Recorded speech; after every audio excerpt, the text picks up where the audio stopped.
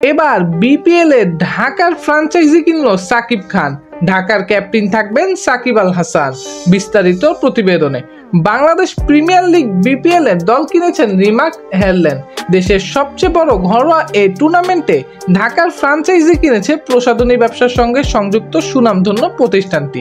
Remark হেরল্যান্ডের সঙ্গে যুক্ত আছেন অভিনেতা সাকিব খান ও ইমন। প্রতিষ্ঠানটি ঢাকা ফ্র্যাঞ্চাইজি কেনার বিষয়টি নিশ্চিত করেছে বাংলাদেশ ক্রিকেট বোর্ড বিসিবির একটি সূত্র। ইতিমধ্যে সাইনিং মানি সহ কেনার আনুষ্ঠানিক প্রক্রিয়া সম্পূর্ণ হয়েছে। সবশেষ বিপিএল এ দুর্দান্ত ঢাকার মালিকানা ছিল নিউটেক্স গ্রুপের কাছে। তাদের অধীনে দুর্দান্ত ঢাকা নামে সবশেষ বিপিএল এ খেলেছিল ফ্র্যাঞ্চাইজিটি।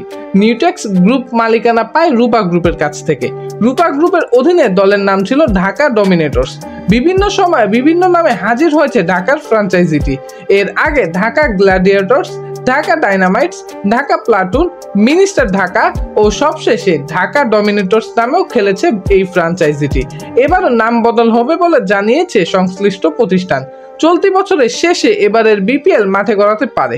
তার আগে সেপ্টেম্বরে হতে পারে প্লেয়ার ড্রাফট। এছাড়া এবার ঢাকা দলের ক্যাপ্টেন থাকবেন সাকিব আল হাসান, সেটিও নিশ্চিত করেছে ফ্র্যাঞ্চাইজিটি। সুপ্রিয় দর্শক, আপনি বিপিএল এ কোন দলের সাপোর্ট করেন তা অবশ্যই কমেন্ট করে জানাতে ভুলবেন না।